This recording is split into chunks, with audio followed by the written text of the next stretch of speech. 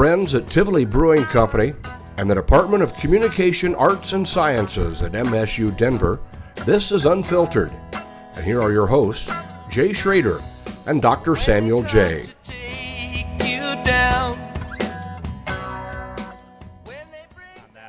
Makes sense.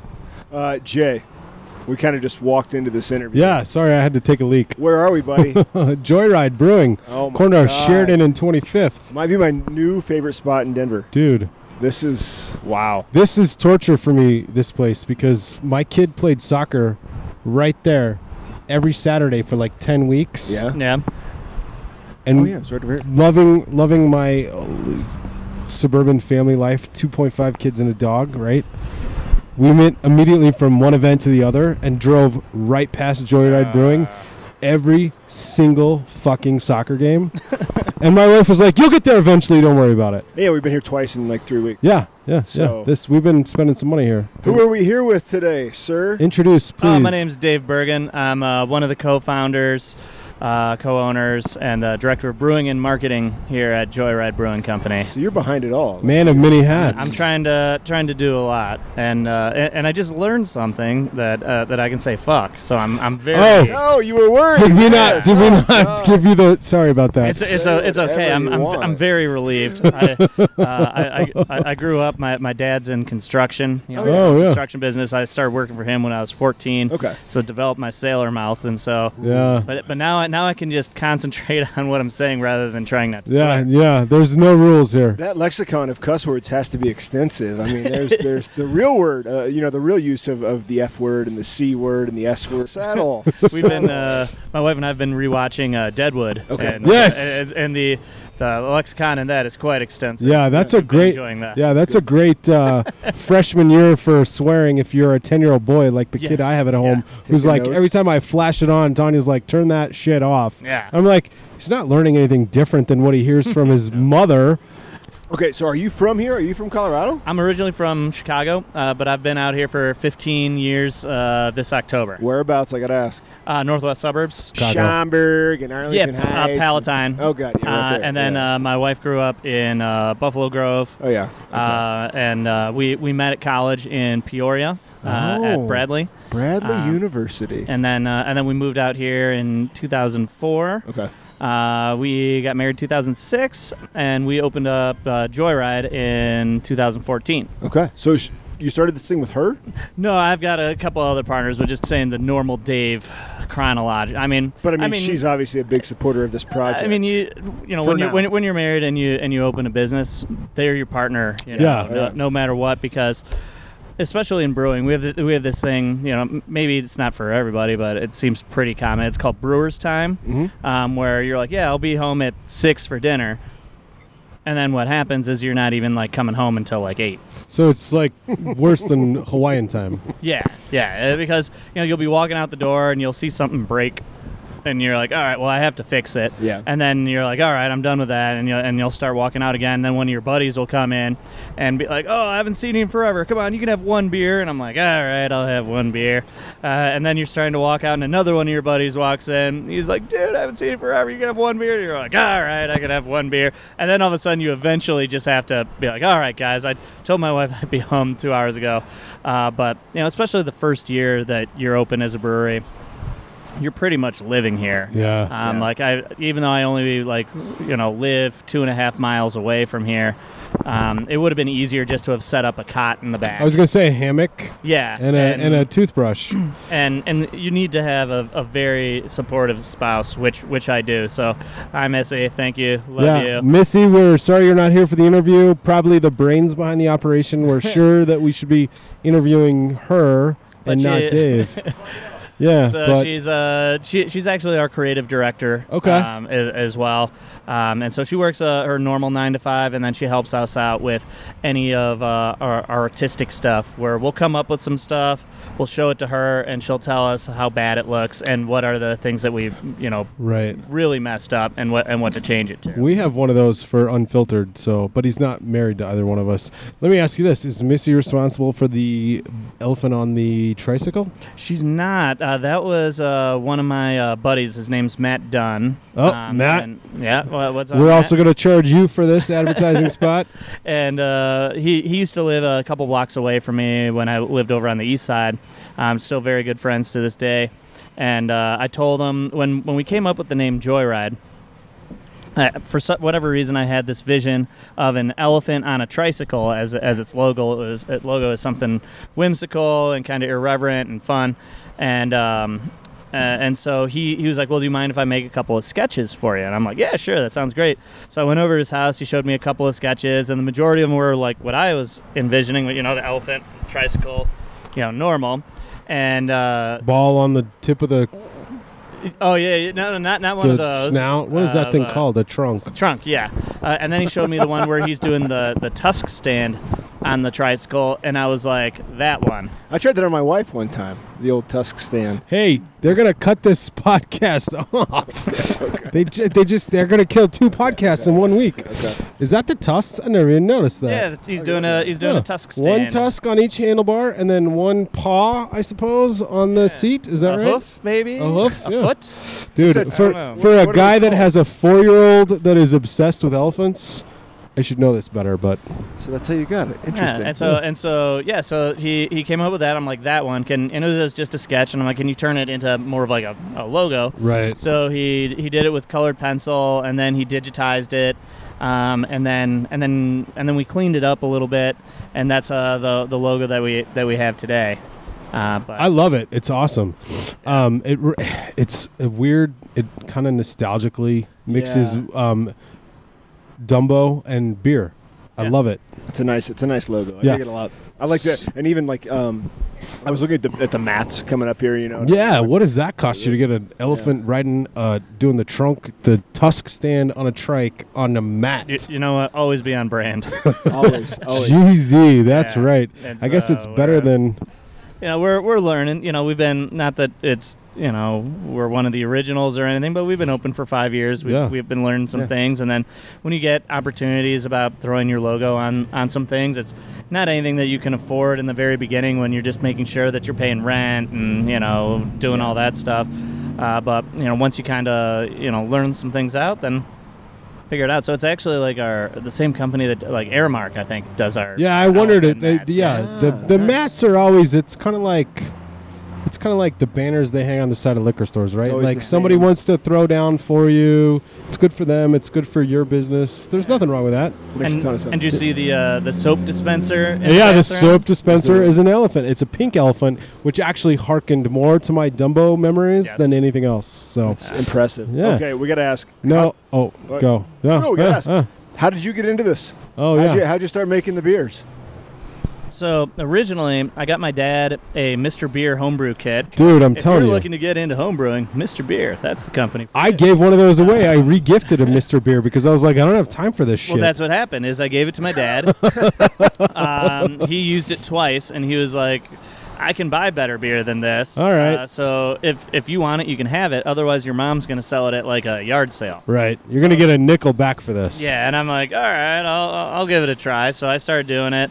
And Mr. Beer is great, but it's pretty much, you're adding water to syrup, adding yeast, and then in 4 weeks you've got beer.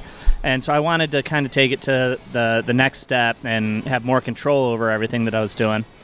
At the same time, graduating from the easy bake oven of beer. That's right. Yeah. That's right. And at the same time, my 2 other partners that are with me at Joyride now, they wanted to get into home brewing at the same time. So the 3 of us decided that we were going to join forces and buy like a legit all grain kit and dive right on in, and so we did that. And the first couple of batches were in my other founder Brent's garage and my driveway, and then we kind of just did it just at my driveway, and then we did this like every single week for an entire summer. And then we saw the weather's got to start to turn down, so we're like, well, what do we do? And so my partner Grant had just bought a place here in Edgewater with an extra room in the basement. He didn't know what to use, so we're like, let's make a brew room down there. Grant is screwed. Yeah, and so we outfitted it. with water on demand. We had 3 commercial grade walk burners hooked up to the gas line. Holy shit. Ventilation system. Put in a slop sink in there, and so we treated it like band practice, that we were going to brew every single week, and taking 2 weeks off over the course of the year for 4th of July and for Christmas. Okay. But other than that, brew every single week and get really good at this. And after we did it for about like a year and a half, we were like, guys, we're making pretty good stuff, and some of the stuff we're making is better than what we can buy. So it was like a reverse of like what had happened with my dad, and we're like, maybe we should like think about doing this for real. So we wrote a business plan. We found a couple of people that believed in us, and around the time that we had been homebrewing for about 5 years is when we were signing the lease for here. Okay. And at the time, I was working a job selling cabinets to Home Depot. It was a really cool job. I had 26 stores in the state, would just drive around, visit with them all. Okay. It was pretty fun. They gave me a company minivan. Oh, nice. Sweet. Yeah. Nothing yes. says badass cabinets like a minivan. Or that guy's That's going to right. make beer. Like Yeah. And so I was driving Well, he's collecting beer. like 3,000 miles a month, and there's so many beer podcasts out there, as I'm sure you guys are aware of. And so I would just listen to all these beer podcasts, the majority of them being of the educational Yeah, this is not it. Yeah, aspect. And I would take what I would learn during that week on the road, and then I'd apply it to our next brew session. And we do, experiments every single week, saying, and then we'd be like, we like this better, we like that better, write everything down, take very, very good notes.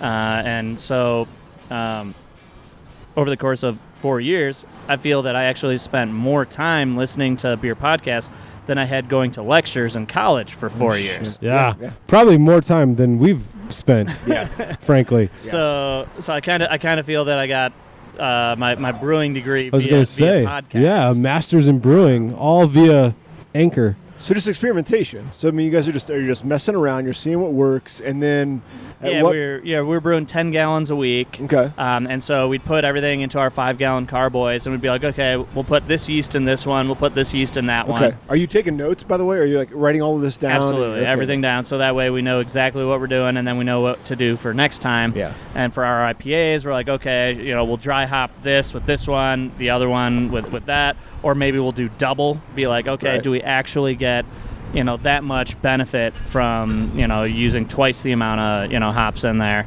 Because when we were trying to start this up was during the hop shortage. Okay. Most people don't remember the hop crisis and the hop shortage. I do as a home brewer and as a commercial brewer.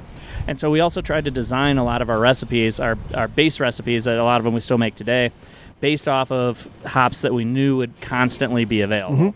So wait, what's the hop shortage? You got to tell everyone. Yeah, it's like the potato famine. I had no exactly. idea. Explain it to us. And so I forget the exact years that it was going on, but it was very, very hard for brewers to get hops, all around, the United States, especially like the big, like sexy, varieties. Yeah. Things that like your Cascades, still pretty, and your You want a Willamettes. beer while he's over there? Yeah, I do. Yeah.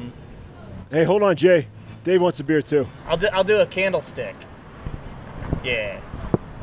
So this is what? So it would have been what 20? Yeah, so kind of we were having a boom at this time, a brewery boom. IPAs are getting really, really popular. This is before IPA was really king. Okay. But it was when it was ramping up. Okay. And so the hop farmers, they kind of weren't prepared for it because it takes maybe 2-3 years from when you plant something before you're actually doing anything. Yeah. And hop farmers aren't sure of whether what's happening is like a blip on the radar or whether this is something that they need to be like investing in heavily. Yeah. And so there's a huge hop shortage and hop crisis out there. Okay. So now they've been doing a lot better as far as keeping tabs on everyone through contracts.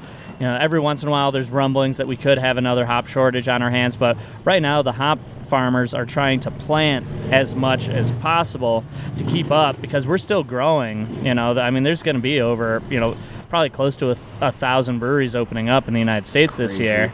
The number one year for breweries opening in the United States was 2014, which is when we opened, which is, I want to say, 1,016 breweries. So, even if it's only 80% of that, that's still 800 new breweries coming online, and they're all going to want to make IPAs. So, So where does New Plant, Zealand plant, come plant. in here there? So to New fill the- Zealand, I mean, they're growing some really fun hops down there, and as well as Australia. Let's see what we've got. The reason why I asked, I was down there, and we went down there for vacation at the beginning of June, and I did an interview down there and learned all about it, because apparently the brewers down there they're getting priced out of New Zealand hops because everybody's buying them here. And so the brewers in New Zealand cannot afford to buy New Zealand hops. But they're that's trying to interesting. lobby it, right, and kind of Yeah. make things better. But, okay, so So right now we only have one beer on that has. I know I take that back. We have 2 beers on.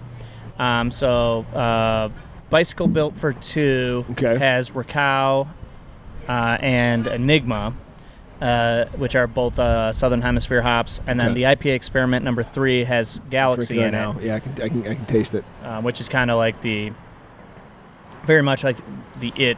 Between that and Nelson are probably like the 2 it hops Hear a lot of it. right now. So what's your favorite beer to brew?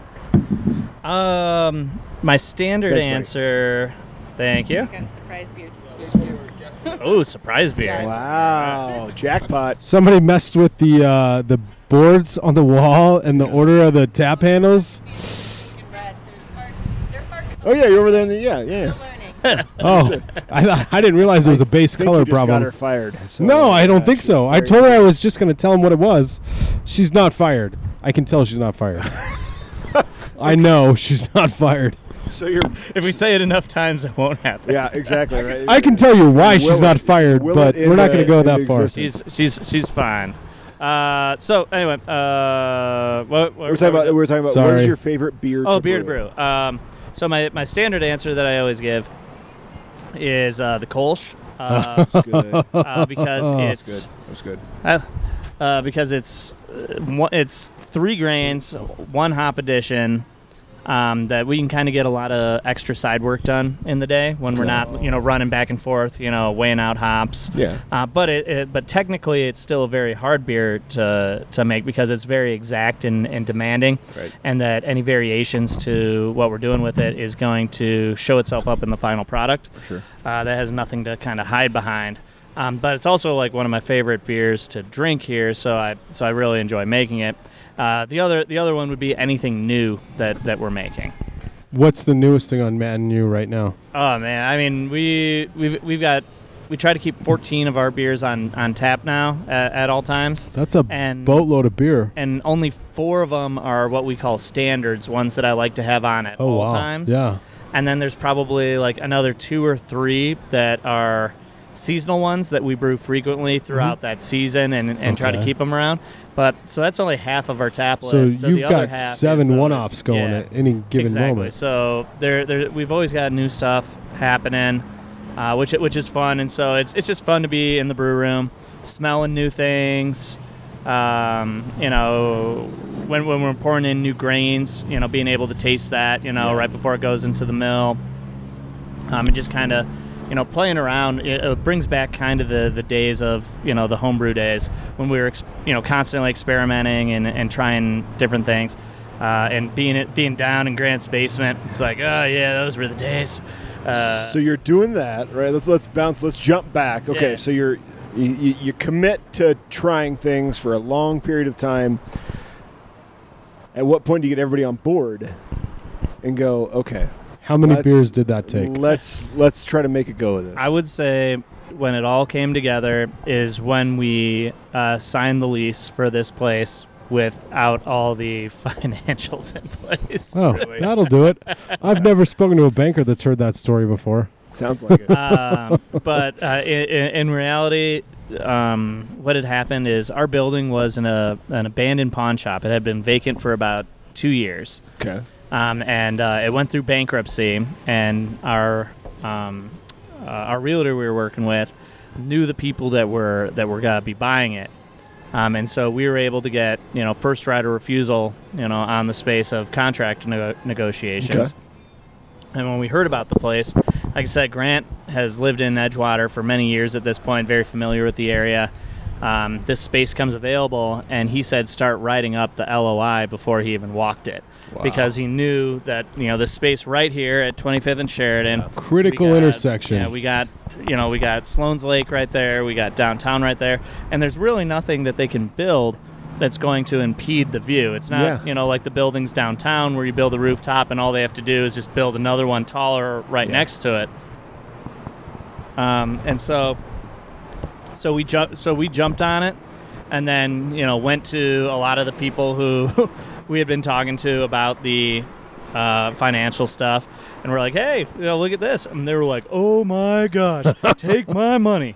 And it was, oh really? Yeah. Wow, that's even better story. That was that's a storybook ending. They said they were sold on the beer and how the beer was tasting. The location.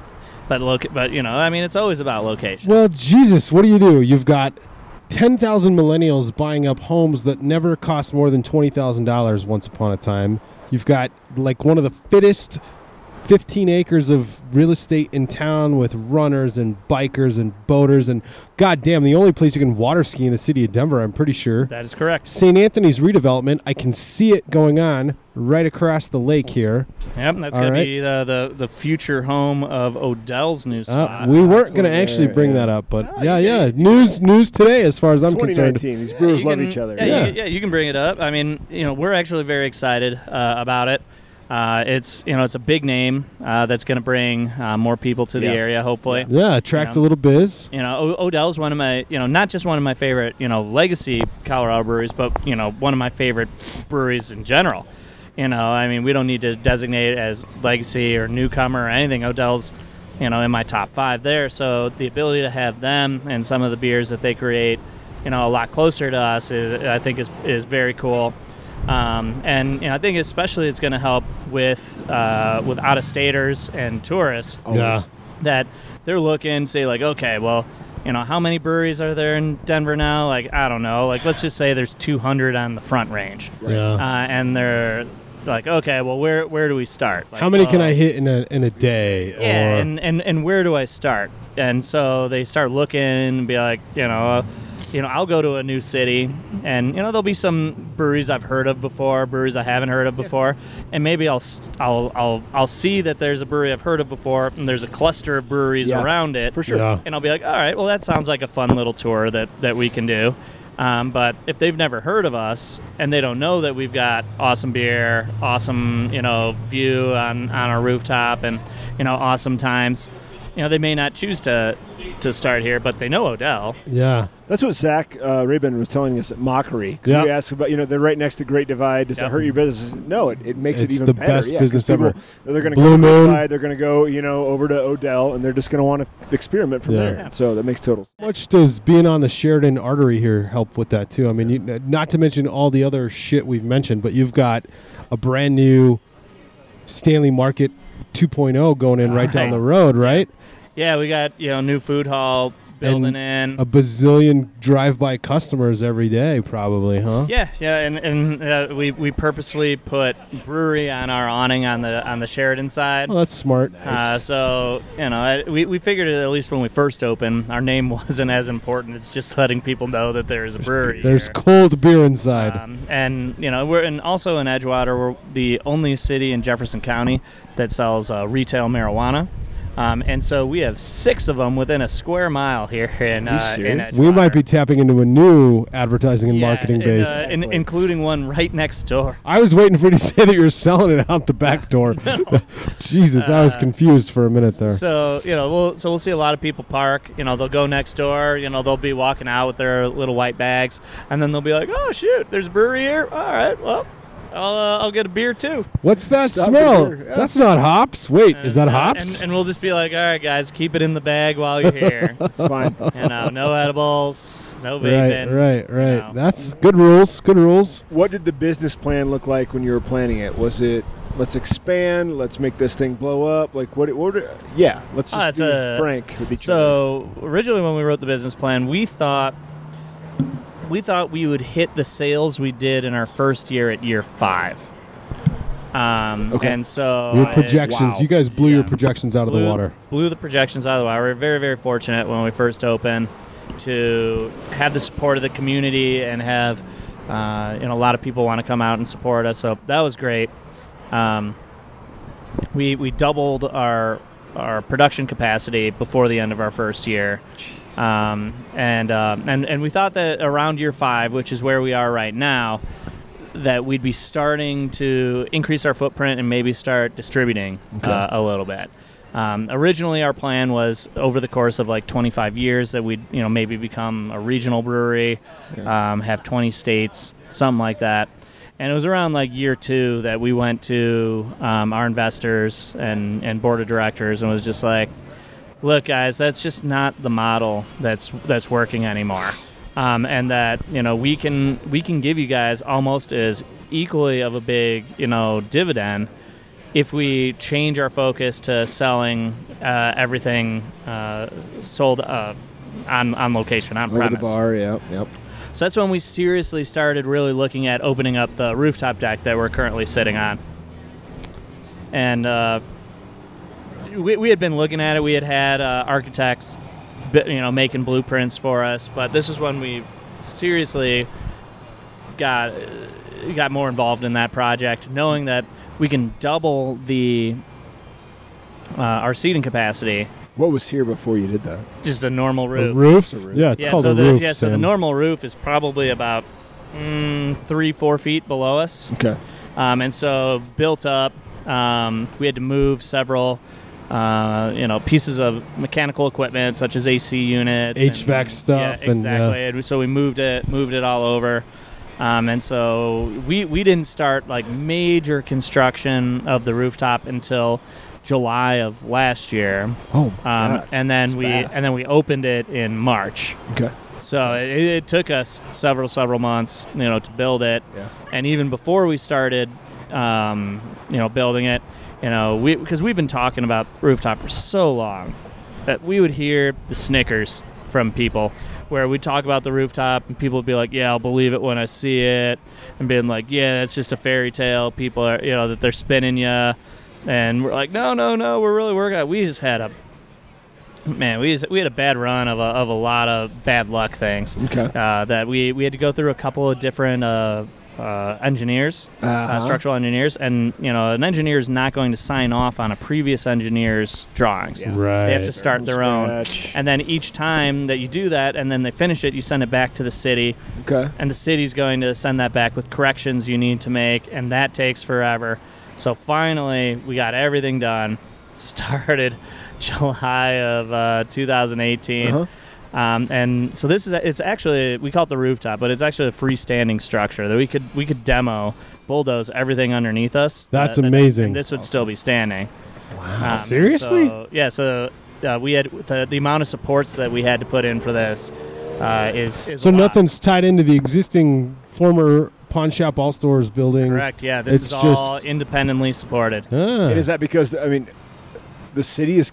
It's probably because the building was just the building. The building was built in like 1910. Yeah. Gotta have to. Yeah. And so it wasn't designed to have 150 people and all this And beer. extra weight hanging out up here. So and on top of that, because of our proximity to the lake, it's kind of like a swamp near us a little bit.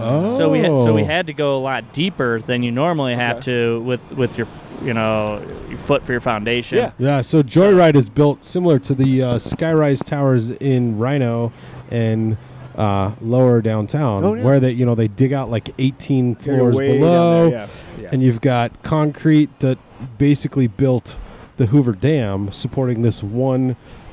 Basically, it's a party deck. I mean, I don't mean to offend anybody, but like the freestanding structure that is here at Edgewater is built on the platform for the World Trade Center, and it's a party deck. That's amazing. Yeah. And so, what do you guys own? Like what do you guys own here? The beer, besides the beer. The equipment. Okay, so you're getting someplace.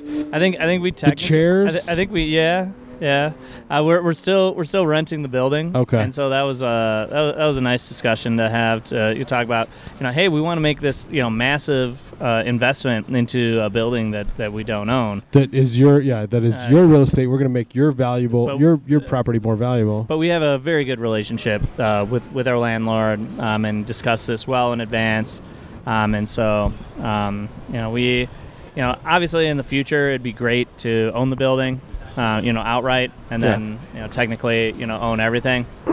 But For the time being, yeah, we own the beer this is a and, good and the start. equipment, and I'd like to think that we're good tenants, so I'm not too worried about. I can't imagine that anybody's bitching when the rent check shows up. So Yeah. let me ask you this: this is a kind of a gut check moment, not for you, but for maybe the city of Edgewater. How easy were they, or how welcoming were they to Joyride and all the work you guys have put into this place? Like, was City of Edgewater open to this? Were they happy to have you come on board? Were they a pain in the ass? Like when we originally opened? Well, let's say originally, and then let's fast forward 5 years when all of a sudden we got to open this massive, badass rooftop patio. Oh yeah, I mean when we initially opened, very a lot of excitement, around everything, because they had done a poll at some point, I don't know, maybe in 2012, 2013, that asked the residents what was the number one thing they thought was missing from their city, and brewery was the number one answer. Walmart wasn't the first thing they said. No. So That's imagine that's good news, actually. It's just, it makes sense over here. I think. Well, so the expansion of. yeah, why not, right? Like, I think of the Edgewater Inn, which I've been going to for 100 years. The building had been vacant for about 2 years, and this building sits right at the corner of the entrance to Edgewater's Main Street. Okay. I mean, the "Welcome to Edgewater" sign is right there. I see the flag. We can see it. Yeah. And so, it was a little bit of an eyesore on the city. And, so they wanted to have a business similar to ours take over this spot. Yeah. They had passed a transparency requirement for anyone building in the city that you needed to see X% of the business from the street. And so... Really? And I think that was... visually, you had to be able to see it. you had to be able to see inside the business from the street. Hence the open windows. Correct. Yeah. And so I think that a lot of that was to make sure that this building didn't get taken over by like a strip club. Or, Right. know, This some- was kind of some- in the some- weed heyday, so Yeah, some unsavory that Yeah. you're trying to block, from public view. That they wanted this to be like, a hip, neighborhood hangout, brewery, restaurant, bar of some sort. And so, we were able to satisfy that. Knew that, our involvement here would help jumpstart some of the other economic redevelopment in this city. And right now, Edgewater's booming. Yes. Between us, the public market that's being built, marijuana money we're getting. Many other businesses of our friends here on Main Street. is that what they call this technically? Yeah, 25th Is Main is Edgewater's Main? Street. All right. Main Street, yeah. And so everyone here is super cool. We love working with everybody, and so we're excited about where Edgewater is headed. How many breweries in Edgewater 5 years later? There's gonna be at least 2. Because there's one being built In the market. In the market. Okay, that's Out and we can picket those guys for you if you want. No. They're it's actually being founded by one of my former brewers. All right, never mind. So his name's Kyle. They're gonna be called Bergen. I'm giving you a shout out, Kyle. Jeez, this is like promo heavy today. So I like it. But I mean, Edgewater is less than a square mile, and so there's it made sense that there was going to be a brewery to go in the market. Yeah. I just don't know how many other places you could maybe put it in here where you're not maybe being too close to everything else where you can't really develop your own network. Yeah. I agree with what's going on in Rhino with Great Divide and Mockery and all in that example. It'd be pretty cool if that same type of thing would happen, over here in Edgewater. But I just don't think there's enough commercial buildings. Yeah, you're going to drive out that 1,000 residents at that point.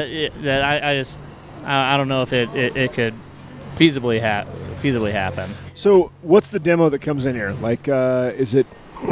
Are people driving here and lifting here? Is everybody kind of in the neighborhood? What are you seeing from your regulars and also just like on Friday, Saturday night crowd? Yeah, and during the week we have a lot of Edgewater, Sloan's Lake, Highlands residents coming in here. A lot of them walking, riding their bikes, taking ride shares, things like that. How big a play is Euchre involved in that? Euchre Mondays is a big time. All right. So we have busier Mondays than normal, and then we got Trivia Tuesdays, Run Club Wednesdays. So try to keep the beginning of the week, front But that Euchre Day, though, has to just be like that. You get everybody from Iowa and Wisconsin, and apparently Minnesota, Michigan, and Illinois. yeah, Michigan. Yeah. We get out. The myself and the other two founders are all Midwesterners. Yeah. I actually have been taught Euchre like 5 times, and I've forgotten every time. Well, there's different rules. Let's just clarify for our listeners out there, because there's no visuals going on. Is Euchre a card game? Yes, Is it a dominoes God, game? Jay, yes. I mean, are you guys playing like with fucking knives and bare hands? No, you're playing cards. You're playing. How many decks of cards? Just half a deck usually. 8, 9. Was it? What nines the and hell? ups? Half a deck? 9s and ups. This guy's learned 5 times and he doesn't know. I used to play at the. There's a what's the game my wife plays? Nerds. There's Nerds is a card game, This and is then there's more another legit one. than Nerds. I've been told there's it's one with similar to pegs. Hearts.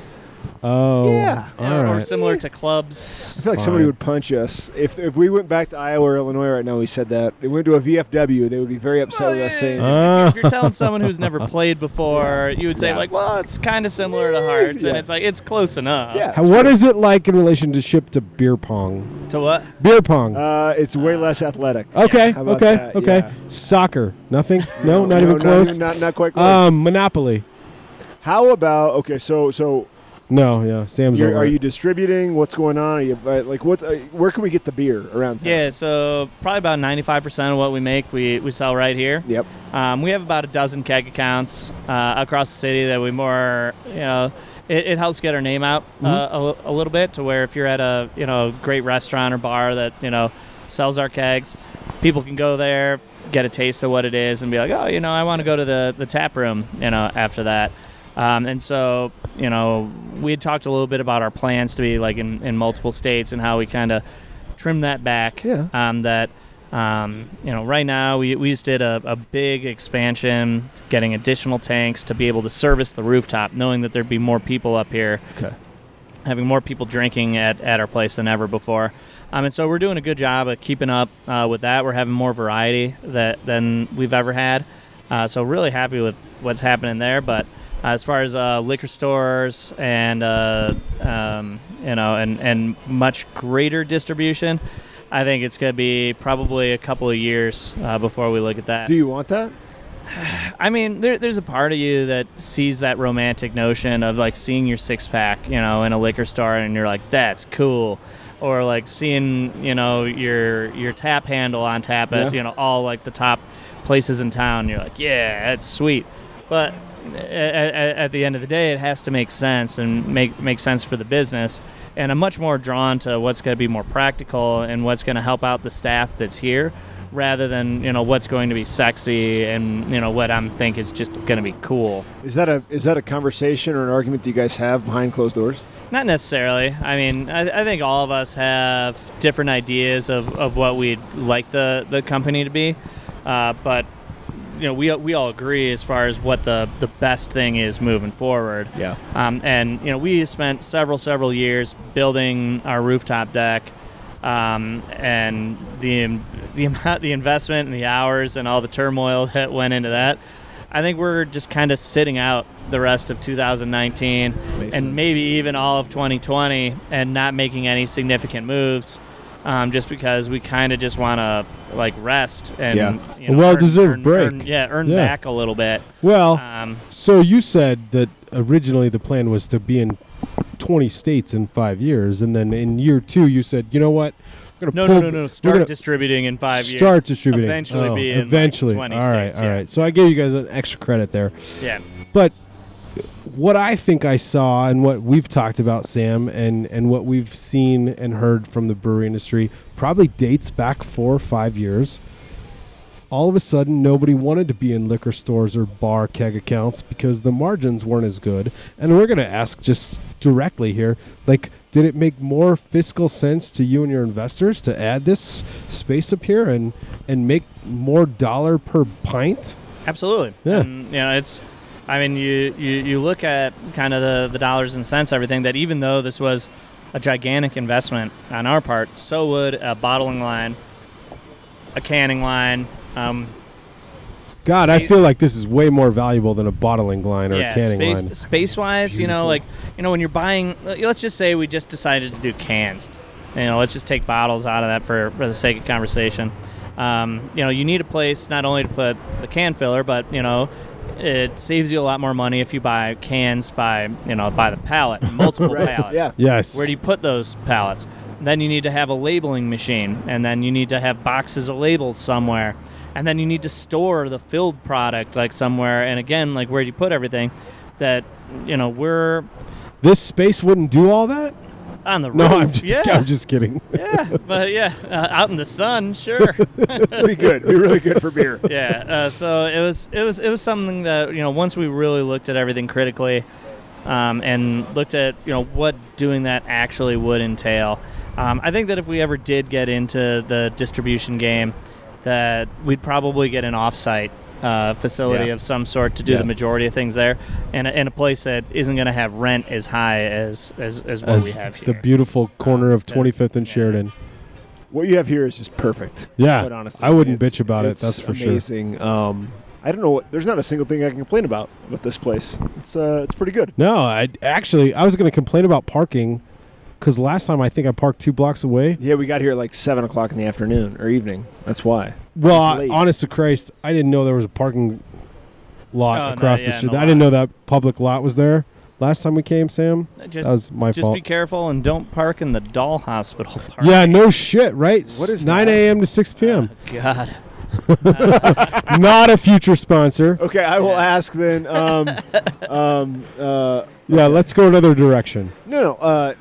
What was your next question? I mean, we can wrap this up. I mean. Oh no! I thought you were going to ask what the doll hospital was. I'm pretty sure it's like a route in it's case, like a dollhouse. Neighbors off. I can't have that on this podcast. Well, they're not as neighbors. Oh, we can do what we do, but we can't have the doll hospital pissed off. No, yeah. I mean, right. yeah, we were at Tel Newland. We'll tag them. Yeah, dude, that archery.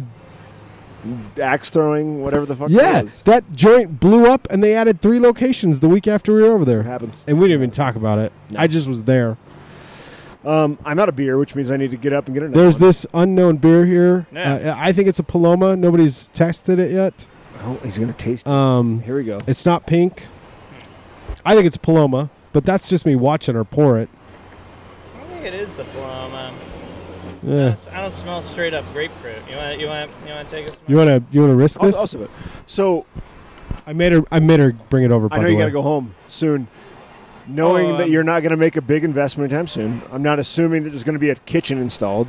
How do you get your food trucks? Are you now to the point where we hear so many horror stories from brewers and brewery owners about how bad it is to get a good 7 days of food trucks. Have you found those 7 now, or they're always here? Yeah, and we have alternating ones, and so typically the majority of our trucks are going to be here every other week. Okay. And so we set up that schedule. Fortunately, because we, do have a fabulous location, make really good beer, that we have a lot of people who come here. So they do spend a lot of money, at the food trucks, and so this is a place that the food trucks want to, come back to. So, again, we're very fortunate in what we have here, the space that we were able to create. There's so many great breweries out there that are not in, the best locations. Yeah. And sometimes they don't get the press that they deserve because they're not as busy as they could be. And there's lots of breweries that are in fantastic locations that maybe get more press than they deserve, and the beer is okay, and we're just very fortunate where we are to be able to attract a crowd, be able to have people here, and so it's a place where the food trucks want to be. So we normally schedule out about 3 months in advance, and that's something that our taproom manager, Brad, does an awesome job of, and is able to make some really good relationships with everybody. Okay. And we try to view it more as a partnership between everybody, because we're saving our money by not having a kitchen. Yeah. keeps people here for a little bit longer. They're making money. It really is a good relationship between all parties. It's perfect.